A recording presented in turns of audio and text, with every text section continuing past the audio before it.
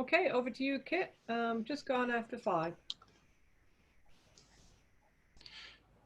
Good afternoon, everyone, and welcome to this latest in the series of webinars diving deeper into digital. My name is Christopher Rind, and I'm the Honorary Chair of the Nautical Institute in the Southeast Australia branch. And we're honoured today, very lucky to have Martin Bransby. I'll introduce him in just a few moments.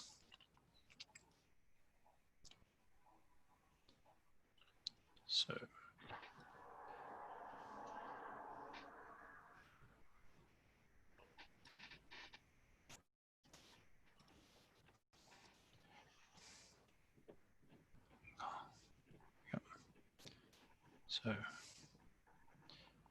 share.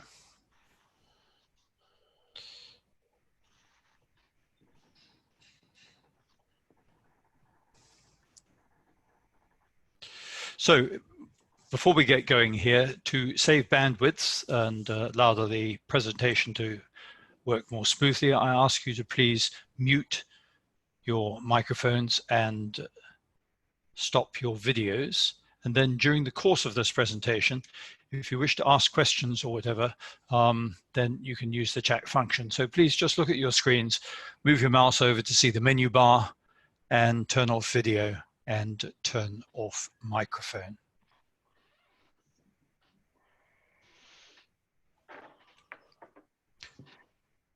Then you'll see a chat function in that menu bar. If you could please provide your name and email in that, and then during the course of the presentation, if you have any comments or questions, then could you please use that. I'll insert them either at the time or we'll have them at the end. Now, dropouts do happen, and so if you lose that, just join again when you can. You'll go back into the waiting room, and when we see you there, we will admit you to the presentation. We are, of course, doing this under the auspices of the Nautical Institute, that international body with over 7,000 maritime professionals helping continuing maritime professional development throughout the world. And if you're not already a member, then there are the addresses in order to see this. This presentation will be available after the event in the manner that you'll be advised later on. Now, before we go into the presentation, we'll have a short quiz. If you would kindly log into Menti on your device, www.menti.com, and type in this access code, and then I'll hand over to Gillian, who will then run the quiz. That's great, thanks. I'm just going to take the screen sharing now. Over to you, Gillian. I am now going to take the screen sharing. So, those of you who have participated in one of our webinars before will have done this Menti before. Just go to the Mentimeter, and on the Mentimeter, you will see there's a question. It says, what are the challenges of going digital? So you go to menti.com on your other device and enter the code 264108, and then just type in 3 words. Don't forget to click submit at the end. Okay. And Gillian, are you taking the screen for this? I should have the screen. Is it not up and running yet? There it is. Okay. Can you see my screen? Could you give that code again, please? It's on the top of the screen. If you see the screen that's on the screen. Oh, yes. The screen? Yeah.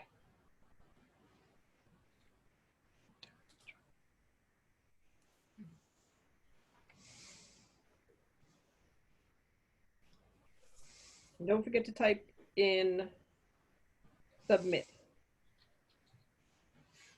I'm doing mine too.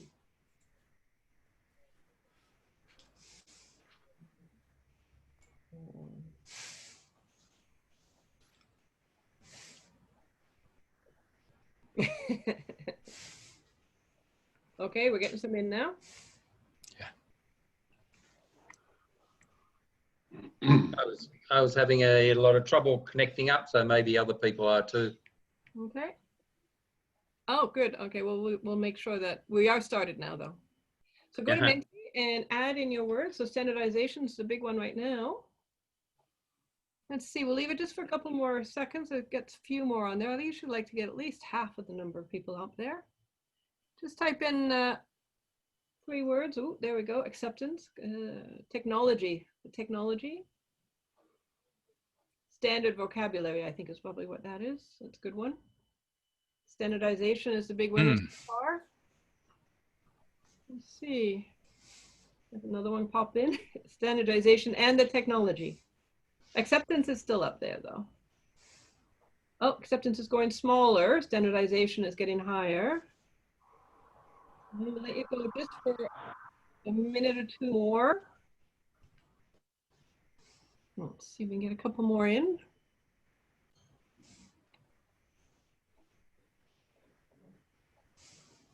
What I will do is I'm going to pass the screen back so we can get on with the exciting part of the presentation from Martin, but I will leave it open. The Mentimeter will be open for just a few more minutes before I close it out, and we'll have an opportunity to take a look at how we're doing. Standardization seems to be the winner of this one this time. Sure. I'm going to stop sharing now and pass it back to you, Mr. Chairman. Very well, thank you. Sharing my screen.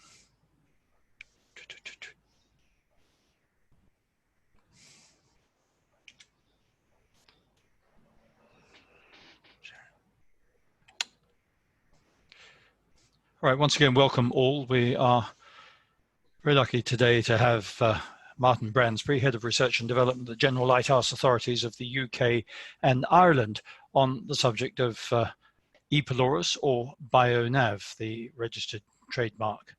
And so, Martin, over to you, and very good to have you with us today. Thank you, Kit. Let me just start sharing my slide.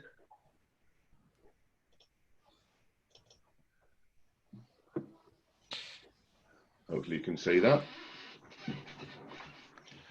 So yes, thanks Kit, thanks Gillian for your kind introductions, and welcome everybody. It's the first time I've done a presentation on this medium, so fingers crossed, eh? Okay, so I'm going to start with a good old place of e-navigation. So I guess if you're interested in this presentation, you'll know what this is, but just for completeness. So IMO is the e-navigation concept is the IMO's concept of harmonized collection, integration, exchange, presentation and analysis of maritime information on board and ashore by electronic means to enhance berth-to-berth navigation and related services for safety and security at sea and the protection of the maritime environment. And it brings all those benefits that you see on the right hand side there. So some significant ones: enhanced safety and efficiency, really quite important, reduced environmental impact, and then some logistical things like faster turnaround times, reduced waiting times, cost effectiveness, and it's good that in that word cloud that we saw before just earlier on, and I was really impressed with that piece of technology. That's pretty good. Something that came up there was regulation and regulatory compliances, as you can see, is on this list here. And the other things are reduced administration, integration of systems, and providing geolocated information. And that's some of the things I'm hoping to talk about. I was going to say this morning, it's this morning for me, this afternoon for you guys. And these, now, so this, you may well have seen this slide before as well, the e-navigation temple. So everything that here that you see in the column actually supports the concept. So things like the common maritime data structure, the communications, again on the word cloud, we talked about communications, an extremely important part of e-navigation. I also think of e-navigation in its simple terms as databases connected by bits of string, in other words, bits of communications at its really essential level. And resiliency in PNT, this is a big work area for us in the research and development in the GLAs. Communication services is another one, and a whole host of other things. And it's one of these other things that I want to talk about today. So the shipboard equipment And it's not normally something we in the General Lighthouse Authorities do get involved with. It's clearly something that's on board a vessel. We're providing ACE navigation in the broader sense, which is generally things that are outside the vessel. So things that aid the mariner in doing his job outside the vessel. And you see there a list of some international projects that we've been involved in that that have developed or progressed some of the e-navigation concepts and ideas. Okay, one of those things was that I mentioned in the previous slide was resilient position navigation and timing, or PNT. But if we're going to bring all the benefits that e-navigation's going to realise, we cannot rely on a single source of GNSS, Global Navigation Satellite System, such as GPS or Galileo or Beidou or any of the other ones. We cannot rely on that for our PNT, and there are just a few of the reasons why that you see on this slide. All GNSS are vulnerable to interference. You see things on there like the sun. That's a fairly big source of noise in our local part of the solar system. Generates space weather, which can interfere with satellites and the satellite signal, primarily in its interaction in the atmosphere. Failures of satellites and ground segments do occur on GNSS, and we've seen that before as well. With the Russian system a few years ago, we saw errors of about 15 kilometers off the shore here near in the UK, due to a bad upload of information to the satellite system. And let me just get rid of that, sorry.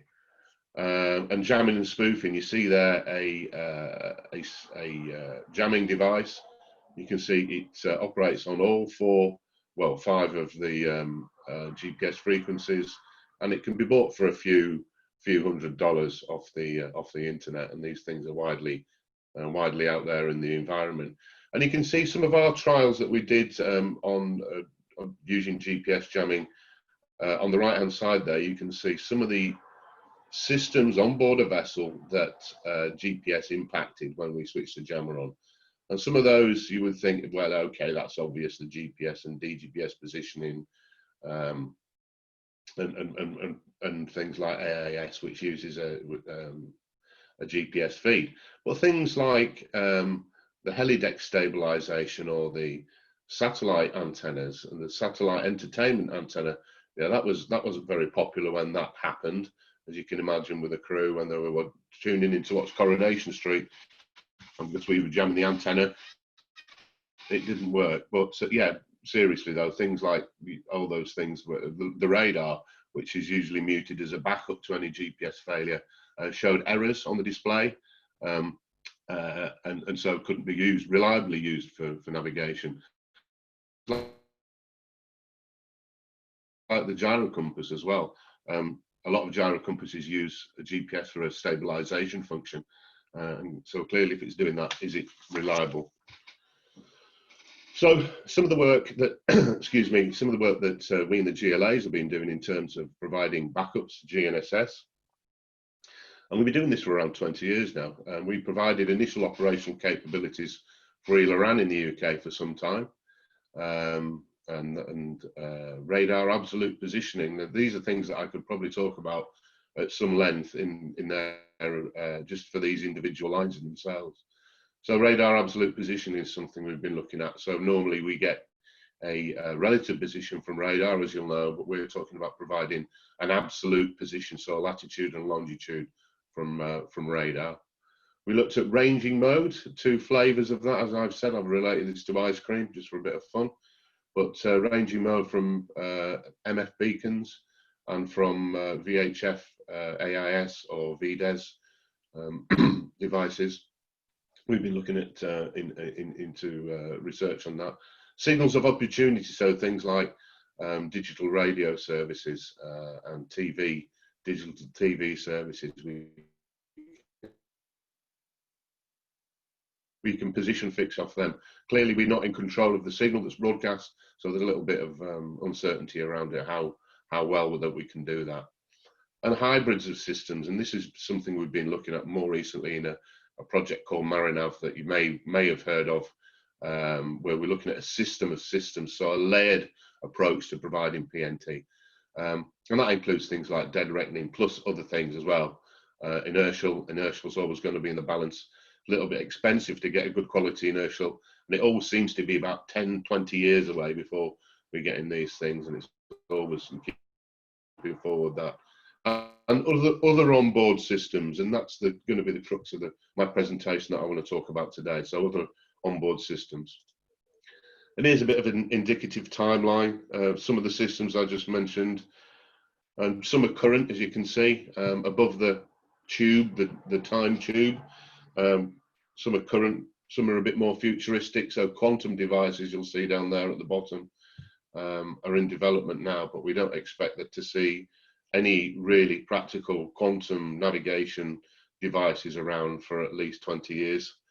And most of them involve long technical and regulatory development, with probably, sometimes I say to my guys who are mostly scientists and engineers, you know, you do the easy bit really. The easy bit's developing these systems technically. It's the hard bit is the regulatory,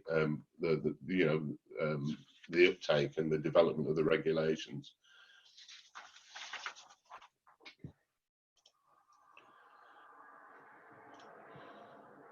So some of the drivers, meanwhile, while some of that development and testing was going on the 14th of December 2002, the Tricolor, a Japanese-built car carrier, collided with a container ship, the Kariba. The Tricolor sank in 30 meters of water in a matter of minutes in the Pas de Calais, just 20 miles northwest of Dunkirk. The wreck lay on the seabed, leaning to one side with just centimeters showing above the surface. Marking and surveillance operations of the navigation area around the wreck were set up. A patrol boat from the Gendarmerie Maritime ensured safe navigation in the area. A large, lighted buoy locating the wreck's position was anchored 150 meters from the wreck on the 14th of December. At the request of Cherbourg's Prefecture Maritime, 2 other barges with a large girth were sent to reinforce the intervention system and to make the wreckage area safer. So lots of things going on here. However, despite this prevention system and the broadcast of many radio messages, the Dutch vessel Nicola collided with the wreck on the 16th of December. She succeeded in refloating herself with the help of 2 Belgian tugs on the 17th. After this incident, 2 vessels, one French, the other English, were sent to the site to further signal the wreck's position, and the marking system around the Tricolor was totally revised. 4 cardinal buoys were set up 600 meters from the wreck on the 20th of December. Another light buoy was installed on the 26th of December, 150 meters from the Tricolor. A further cardinal buoy was also put in place on the 26th. So there's a lot of infrastructure now around this wreck. But despite all these efforts, on the 1st of January 2003, the Vicky, a Turkish oil tanker, transporting 66,000 tons of kerosene, hit the Tricolor's wreck. So, why? What happened? Why did all this happen? Well, Andrew Linnington, the National of the National Union of Marine Navigation and Transport Shipping Officers, NUMAS, is quoted as saying that the ship owners had been cutting costs by reducing the use of deep-sea pilots to guide vessels through the world's most crowded shipping lanes. Ships were increasingly crewed by 1 trained officer and a few poorly paid sailors from the developing world. And I quote, we know of at least 4 cases in the past year of ships going the wrong way in shipping lanes against the flow of traffic. Complaints were made to the states where the ships are registered, but they are often small countries used as flags of convenience and don't have the resources to take the action. Unquote. So basically, the incident was blamed on declining professional standards among seafarers.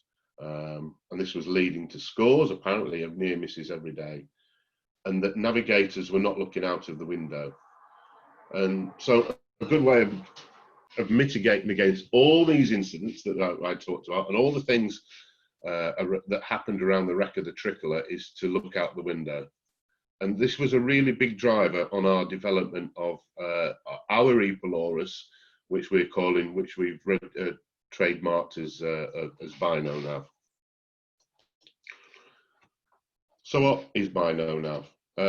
It's an electronic pelorus, as I've just said. So a pelorus is a device that takes bearings relative to the ship's head and to charted objects, and it's mandated carriage on vessels, so we know that it can be used.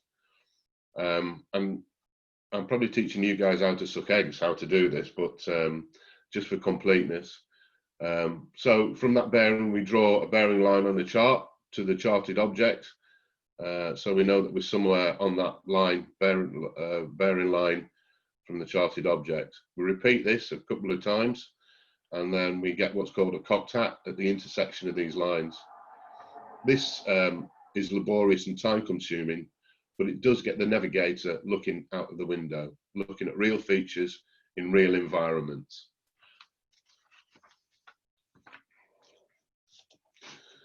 And by the way, and I didn't know this until I did a little bit of research, the word pelorus comes from the name of the guide who directed Hannibal's army from Carthage to Rome across the Alps in 218 BC. So there you go. And here we have a little chartlet. Now this is a little bit fuzzy, so I do apologise for that. So this is an area off the of southwest Wales in the UK, and here we have 3 of our aids to navigation. You see at the top there, South Bishop Lighthouse, and we see to the left and below the Smalls, which is a rock station, and St Anne's Head here, just at the approaches to Milford Haven. So 3 of our aids to navigation. And here is the idea that I've just said about getting it just graphically. So there's a line through the Smalls, and then South Bishop, and then St Anne's Head. So we should have a position somewhere in the middle of this coctat, or that's the idea, if we're doing our job right. But what about electronic navigation charts? They're good, but you cannot draw on the screen very easily. There is a long and convoluted way of providing a position which isn't derived from electronic position fixing systems on most deck lists, but it takes about 20 keystrokes or so to get to that. So ideally, we'd want to do it electronically. We'd not want to rely on GPS for position or for time indeed. And it should be kept fairly cheap for take-up. When we talked earlier on about the quantum devices and the inertial navigators, they're not cheap to put on vessels en masse. So we're hoping this would cheap. And ideally, to get the navigator looking out the side, outside the vessel, for the reasons I've said earlier on, we should be able to carry out optical to electronic navigation. And that was really the where we got the idea from for the BinoNav. So here it is. Looks very simple. This is an engineering drawing in 3D that we drafted, but it looks fairly similar to that. So how does it work? So you'll see the base unit there, a blue base unit with a pair of binoculars on top and a device on top of that. So what you do is you take the binocular unit off the base unit, line it up with the charted feature, looking through the binoculars, and then you press a button that's on either side of the device, and a line then automatically appears on the chart that's relative to the ship's head. And again, you need another 2 of these, the coctat position. But this is done almost instantly. I'm not a navigator, I'm an engineer, and I could get a good position on the chart in under around 10 seconds.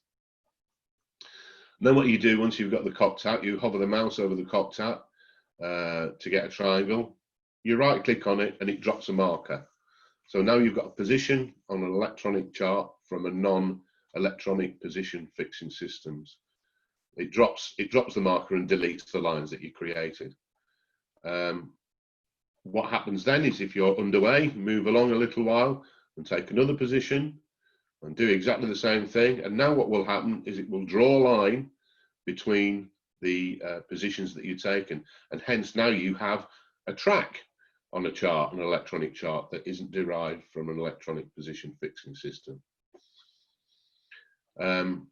So we talked about position. The device also has a radar mode for looking at charted features, and I've got a demonstration of that in a minute to make it a little bit more clear. It's easy to install on vessels with just a few connections, nominally for power and for NMEA sentences. Now you say, well, I thought you said it was independent of GPS.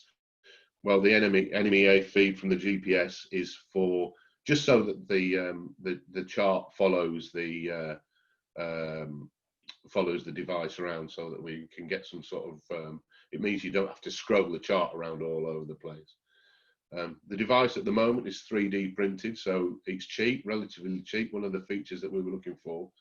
And we've protected our intellectual property on that by, we've got a patent pending. As you know, you've seen it's got a registered trademark and unregistered design rights. So this is the radar mode I just wanted to show you about, and hopefully you hear this. Yeah, I'll shut up because there is sound. I'm not hearing. Is there any sound with it? Oh, there should be. Yes, okay. I can hear it. Obviously you can't. So I'll start it again. What you could do, So Mark, just 1 second. There is a way when you share to share the sound as well. Oh, is there? Yeah, so you might have to stop sharing your computer for a second and then share it again, and then click on the lower left-hand side when you go to share screen. It should be share computer sound. So just do a quick check on that, because it's nice to have the sound.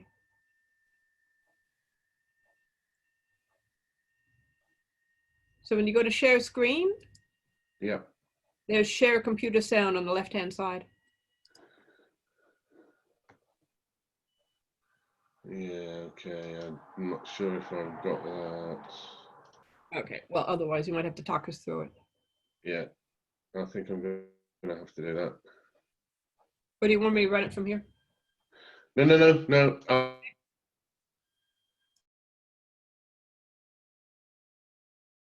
I'll do it. Okay, well, I'll talk over this navigation chart. This is the Harwich and Felixstowe approach. You're not sharing right now. Okay. No, hang on.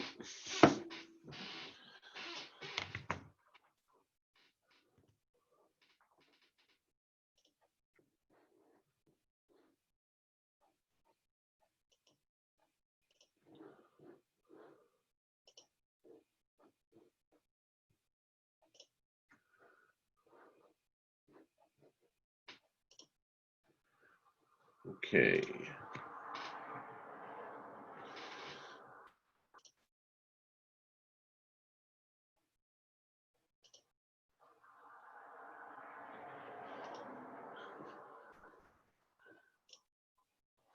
Yeah, I've lost my control here now as well. Right. Okay. So, as I was saying, this is a chart of the Harwich and Felixstowe approaches, just near my offices on the east coast of the UK. And you can see on this chart a red vessel-shaped track. That is the track that we've been using for ePelorus. And this is what I'm going to demonstrate now, is the radar mode. We'll show this in a minute. We'll switch it on. You can see the track moving along. So this radar mode shows a bearing that is relative to where the binoculars are pointing, and you can see that there. So it's a good way of looking, actually identifying charted features if you're in an unfamiliar area. So you can see that he's dropped the mark there on the radar tower, Felixstowe. He's going to drop another mark on the and the end of a pier, light on the pier, the chartered feature. And he wouldn't normally do this in a buoy because obviously buoys move around, but just for the demonstration, he's dropped the and he's taken another one through another buoy. So you could see there, very quick and easy to actually take a position. Here we are again.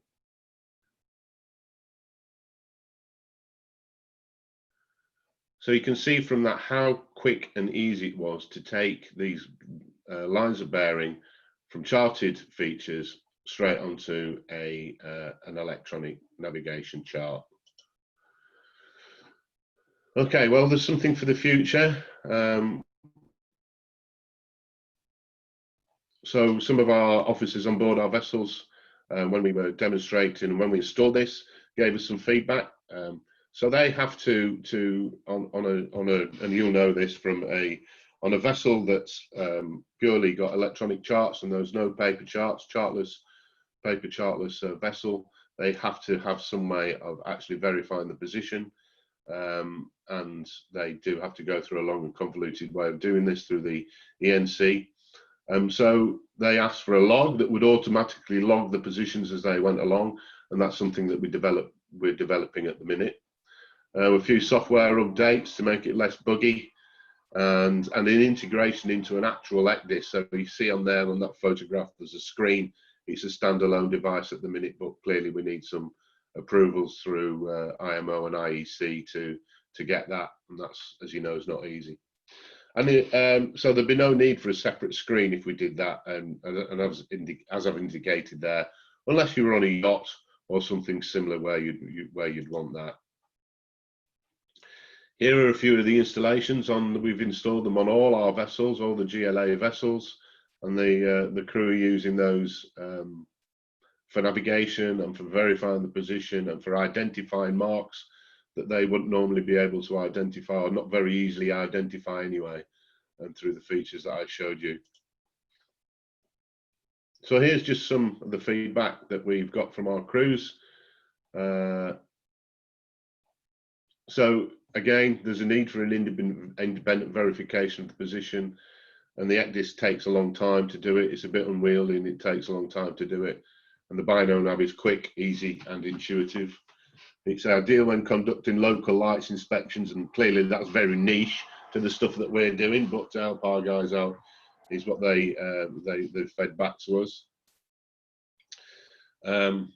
It's ideal for yachts and small craft in its current configuration. That was the owner of a large shipping line when we demonstrated this at London Shipping Week a few years ago. And the Royal Yachting Association's Director of Training said it's ideal for small and large vessels to provide independent position fixing. So a few people have thought it's a good idea, and hopefully you guys will. So just to conclude then, e-navigation is based on the premise of electronic navigation from berth to berth. But what about visual cues? Accidents do happen because crews do not look out of the window. There's a need for integrated electronic positioning from non-GNSS sources. As we saw, GNSS are vulnerable. BinoNav integrates visual navigation and electronic navigation through an electronic navigation chart. And BinoNav provides a verification of position with or without electronic position fixing systems. And I will leave it there for now. Thank you. Shall I stop sharing? Martin, that was absolutely fascinating, and I like that phrase, optical to electronic navigation. I've just got a couple of questions that have come to me, and then I'll go into some of the questions that's come up on the group chat forum. Where we saw your demonstration on leaving Harwich, yes, those positions were going to an ENC provided separately to verify the position. Is that correct? Yes, that's right. They were going through. So you saw the screen on the model on the setup. They were going. I could scroll back, I guess. The point is you'd have an ENC and an ECDIS running then on the ship. Yeah. Well, this demonstration, yeah, we're in a demonstration phase at the moment. So yes, we would, for the purpose of the demonstration, we would. As I indicated in the last slide but one, the idea is that we would then integrate that into the ship's electronic chart or ECDIS or whatever it was, so that there would be no need for a separate displaying system. Right.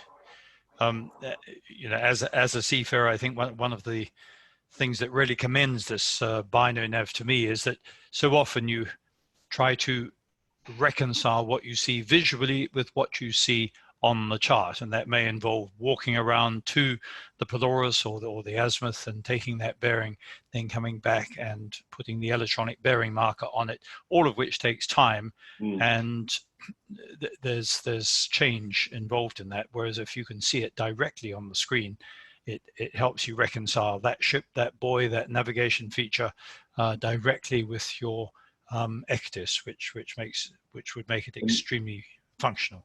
And the other thing about this as well is that you can use it from within the bridge. You know, you don't have to get your hat and coat out and go on the bridge wing to use it. You can use it from within the bridge anywhere. There's an RF link between the base unit and the hand unit and the BinoNav unit. Right. So it means that you can do that quickly and easily as well. Now, Martin, on the chat forum here, I have a few questions, so I'll just run through those for you now. There's one here from, you talk about the regulatory aspects. What might maritime learn from other regulatory environments? For example, we learned last time that the 3GPP has multiple technical releases each year.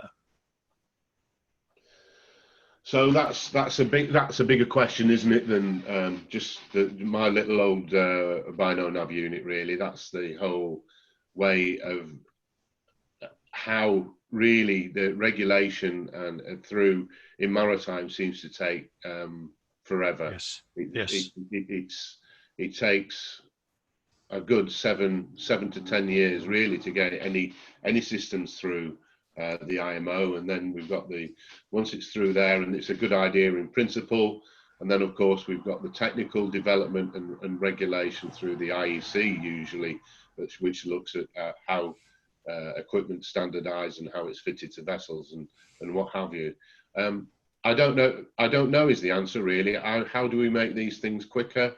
I guess we need to put pressure on our representatives at the IMO to make these things go quicker. Yes. And of course the IMO's quite a political beast, so when you get politicians involved, things tend to get cluttered up. You know, it's not like really representation comes from the likes of the members of the Nautical Institute. It comes from people who are more politicians and what have you. So I'm being frank there, but that's just my view, but that's just the way I see it.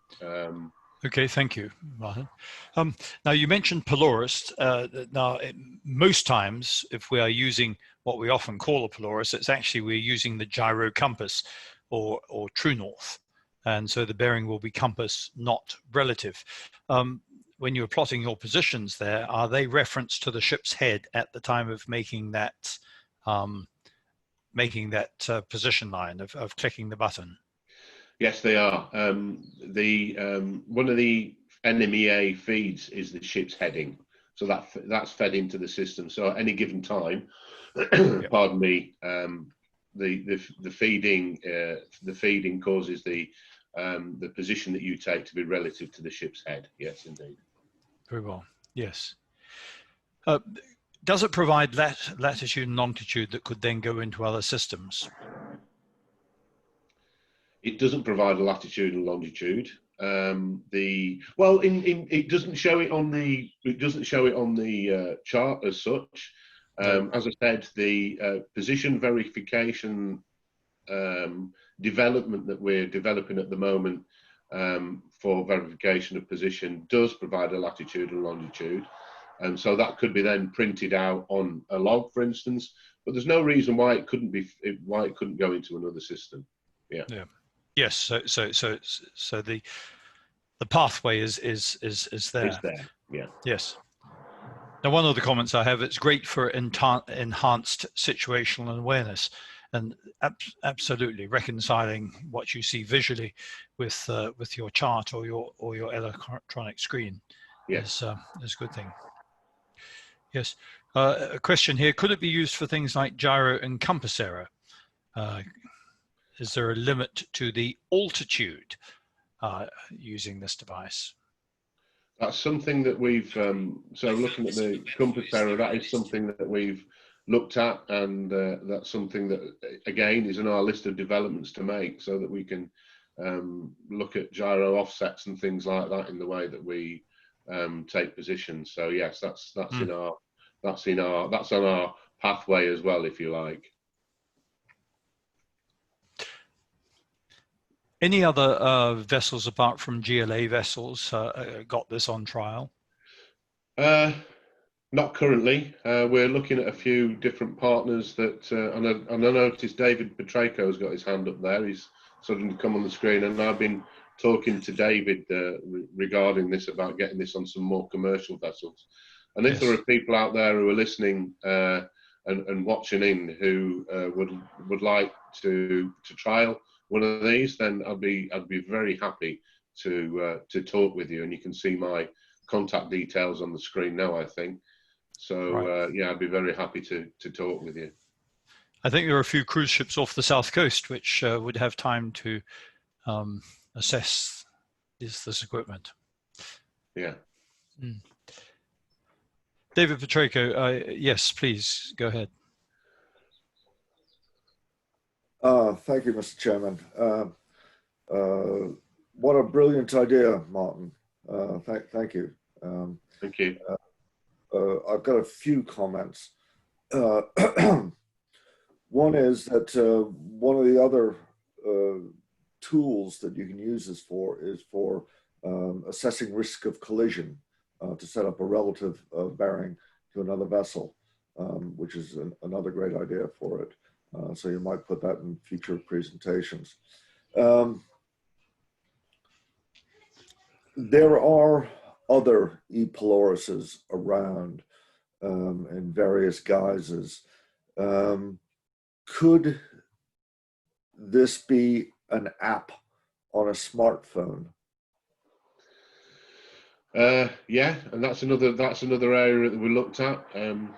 I'll go back to your comment as well about the other ePeloruses. I think those are generally fixed somewhere on the bridge of a vessel, aren't they? From what I've seen of those, and of course the advantage of BinoNav is the fact that you can move around the bridge with it and take positions from anywhere, rather than just from one position. But yeah, and again, you know, the monitor that we were using there, as you saw in the mock-up, was it was a computer, a large screen-sized computer, so a tablet effectively. So if you think about shrinking that down onto a phone or a smaller tablet, then yeah, that'd be quite easy to do. Okay, so you could use the camera on a smartphone and a charting app and do the whole thing from a smartphone? That's something, again, we've talked about, and we could potentially do. Yeah, that's somewhere along development. I've actually just recruited folks in who can do that kind of thing at the minute, so we'll be looking at that over the next probably couple of years, I think, or at least the next 18 months anyway. Okay, and as I've said for years, I'd love to see it in action, so I'm still waiting your invitation. But anyways, it may have to wait a little bit longer with the virus situation. Yeah. But somebody mentioned taking this to the IMO. As I understand it, in order to take anything to the IMO, if you recommend it, you have to define it. So there has to be a standard, perhaps an IEC standard. You cannot get a mandatory carriage requirement for something that isn't defined. How close are we to defining what an ePelorus is? Well, we've as far as this technical development goes, the technical specification, we're actually developing it so that the the correct standards are in place for that before we take it anywhere. We want to make sure that it's going to work and get accepted before we take it to, say, the IMO or whoever that might be, the IEC. We're getting all the badges and kite marks and wheel marks and all those things that you need here in Europe initially so we can get that that assessment done. Okay, well, certainly from a Nautical Institute point of view, we think this is a great idea. And if anybody has any ideas how the Nautical Institute headquarters can help promote this, we're all ears. So thank you very much, Martin. Thank you very much, Mr. Chairman. Thanks, David. Thanks for your comments. Martin, thank you. I've just got a couple more questions here. And one of our members says, I understand a few ECDIS manufacturers offer it as an option. Now that is in the naval context. Are you aware of this yourself? Well, I've been talking to a few. I didn't realise that they'd offered it as an option. No, certainly not. I don't know if that's in particular to BinoNav or some other device, but certainly I've been talking to ECDIS manufacturers. Yes. So they may well have put that in their marketing information to say that. But I certainly haven't seen that myself. Now, we're talking of a portable device. How rugged is it if it's dropped? It's the binocular unit is the base unit is fixed to the ship, so you have to unscrew a few bolts to drop that. The BinoNav unit is fairly robust in terms of that it's a robust pair of binoculars that are standard use for here in the UK with the Royal National Lifeboat Institute, the RNLI. So they tend to use fairly chunky bits of kit because they get dropped on decks and in the sea and all sorts of things. So yeah, it's really quite rugged. Yeah. Okay. Thank you. Do we need to get a carriage requirement for something so practical? That would help. Well, obviously, carriage requirement always helps, but as you said, do we need to? Well, perhaps we don't. Perhaps the practicalities of it are that actually vessel owners will fit these to vessels because they see how good how good it is and how practical and it is as well. Martin, I don't think there are any other questions. I can only just say thank you very much. What an extraordinary device, and it really does feel, for me, as a seafaring professional, it fills that essential gap between what you see on the screen and what you see out the window, that optical to electronic navigation. Remarkable. Mr. Chairman. Thank you. Oh, yes. This is David again. Sorry, my yes, camera please. be working. Martin, cost. Big issue with ship owners. What does something like this cost? Couple of $1,000, really. That's it. Not much at all. Right. And that's not in mass production, David. You know, that's us making them and taking our time to do it and buying the parts in. And if you mass produce these things, obviously there's an economy of scale, and that cost would come down. But yeah, a couple of $1,000, $1,500, something like that. Oh, well, that's fantastic, because about 10 years ago, there were ECDIS companies making these for the Navy. And at the time, they were about $70,000 US. Wow. Which is a little bit out of the budget of most ship owners. Yeah, well, certainly less than an order of magnitude less than that, David. That's fantastic. And again, putting non-standard equipment on bridges is nothing new. ECSs, we've been putting ECSs on bridges of all vessels from all sizes for years, which are unregulated. So, this does seem to be such an easy win. Yep. Thank you. Kit, you're muted. Thank you. Martin, we're going to go to the next Menti now, so I'll take your screen and Yeah, please do. put up my own here for the next Menti. Now, I mentioned to you earlier that your photograph we have here was before you had your beard, so people might not have instantly recognized you in that. Okay, Gillian, do you wish to speak through on this one? Okay, I'm just going to put up the next Menti question here. And as you know, we do two Mentis, one on either end. Usually up to now, we've done the statements first. We thought we'd put the statements afterwards because we linked the statement to the presentation. So you'll see 3 statements on the screen. Some people have actually responded to them. They're quite quick. I want you to put in, if you agree, to what level you agree or disagree with the 3 statements. The first one is, I would consistently use BinoNav. The next one is, navigation tools currently make best use of digital technologies. And the third one fits right in with our questions, actually, and I didn't have it planned. Digital technologies can improve situational awareness. So we'll just leave you a few seconds to, don't forget to go to menti.com, and then you put in the code, and then you put your whether you agree or not. I'm going to do my own now.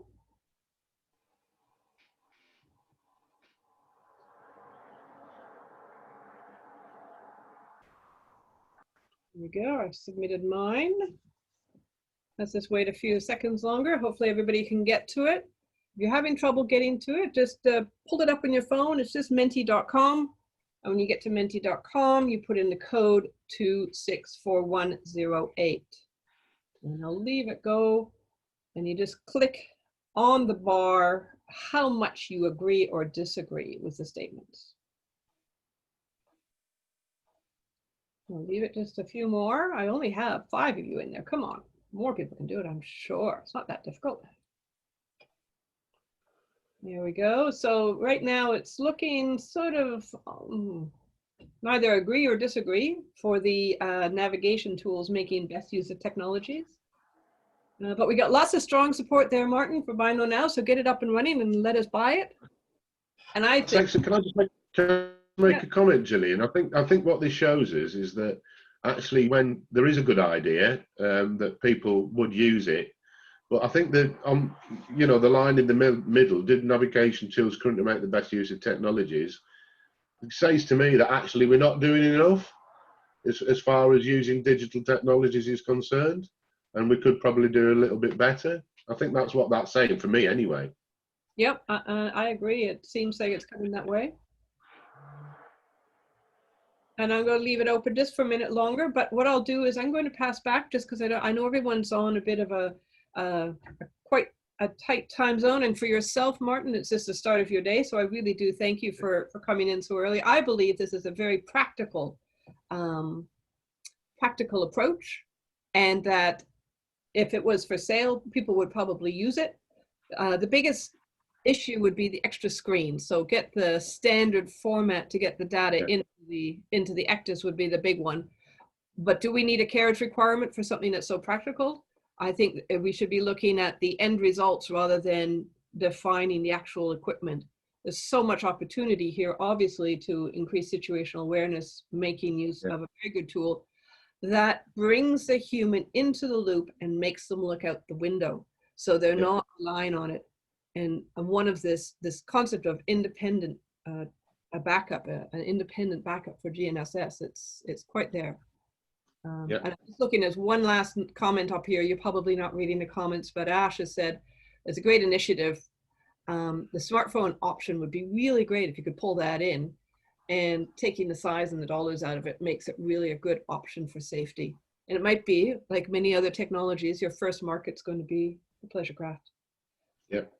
So I'm going to pass back to Mr. Chairman. Thank you very much for that few seconds and for participating in our Menti. I am keeping track of all of the Mentis that we do. We have one question that's the same all the time, and that's the challenges of going digital. And it's interesting to see how from session to session they change slightly. So thank you very much, and I will mute. Over to you, sir. Thank you, Gillian. I should have my screen up for you there now. I'll just move back. Yep, Couple. I'm there now. Martin, once again, thank you very much indeed. It Very welcome. strikes a chord. It says, hey, this is something that we could really use. It seems a natural, something that people would adopt naturally. So thank you once again. Thanks for this early time of day. And I think we're all much better informed and look forward to the future. Thank you indeed, Martin. Very welcome. For all Thank you. our other listeners, deeper dive into technology. Our next one will be on the 10th of September. Presenter will be Dr. Wu Xiong, and he will be talking about 4G LTE, a novel navigation communication infrastructure. So I'll see you again at that time, and there'll be another advertisement in advance of that. Julian, can you just remind me how people might see this online after this? Yes, so the session has been live streamed to the Facebook page for the Nautical Institute Southeast Australia branch. So it will be available on the live stream of the Southeast Australia branch. And also I will be taking the video here and I upload it to my YouTube page, and it's available for you to view on YouTube as well. So there'll be two options to see it after the session. I've had at least 3 people indicate to me they could not make the event, but they were looking forward to seeing it after the sign. Right. In addition, the past presentations are also available on the YouTube page. And Gillian, how do we find your YouTube page? Gillian Carson-Jackson. Right. Okay. It's very difficult. Thank you all. Thank you all. It's been fun, and it's been promising. Thank you. We'll get the videos up, and we can grab a picture. Ah, yes. Will everybody please switch on their video, and we'll take a snapshot for this presentation. Thank you. Carl there in Adelaide, thank you. I'm just going to stop sharing your screen for a second there so we don't see your screen so we can see everybody else's face. Right, Julian, are you going to unlock me so I can share my video? Oh, I had to stop you a while ago, didn't I? Yes. Ask to start video. You have the power to shut me up. I did. I'm asking everybody to start their video who doesn't have their video on. Oh, I think it could be everybody. If you can't turn on your video, let me know. Just speak up. I still can't. I've asked to start video. That's interesting. Open for me either. Video. Wait on. Have I got it now? Yes. There we go. Just took time. Okay, it might take a few seconds. Try again now, David. Nope. It's all right. Go without me. I'm asking you to start your video again and again and again. Yeah, there we go. You do that. There we go. I think I can see everybody. I've found another way around it. I can make you a co-host and then that will start your video. Okay. And Patrick, can I see your video? Excellent. I got some people here anyways on video. I'm still blocked. Okay, I'm working on it. Why you'd be blocked? I didn't block everybody. I only blocked a few people. So what I'm going to do is I'm going to make you co-host. That makes it easier. Then you've got control. Hey, that's a good book you've got there, David. Thank you. I got on his case last time that he didn't have that for me. Okay. Peter Bosman. You're still blocked. Hi, Carl. How you doing? Blocked. Is everybody able to share their video? Who wants to share their video? Not everybody wants to share, I know.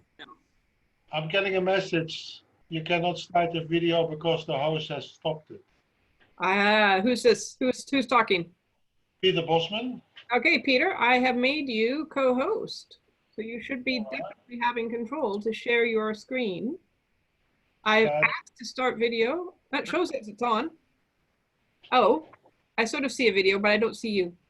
Something happening, yes. Oh, there he is. Patrick, where are you? I don't see you, Patrick. Thank you. Or do you not want to be seen, Patrick? Oh, some nice tiles. There we go. Okay, I think we're almost ready for a photograph. So Patrick, I am asking you to start your video. I think it may be. Some people are just too busy and, or a bit like me, not really dressed for the occasion. It's been wonderful to have you all here. We have had a few people drop out already. Now, can I get somebody to take a screen capture, please? Okay, get some screen captures going. Excellent. Because my screen capture never works, so I need to get somebody else to do it for me. Right. Dave, you look like you're frozen. Are you just there to hold that book up just to make me feel good? Yep. That's my role in life, Jillian. There's a bit of a story behind this. David and I had a conversation. He had all his books up on his shelf and he didn't have my book there. So I said, you've got to get it. Thank you very much. It's just gone after 6. Been wonderful to have Okay. you here. Fine. And I am now stopping the recording.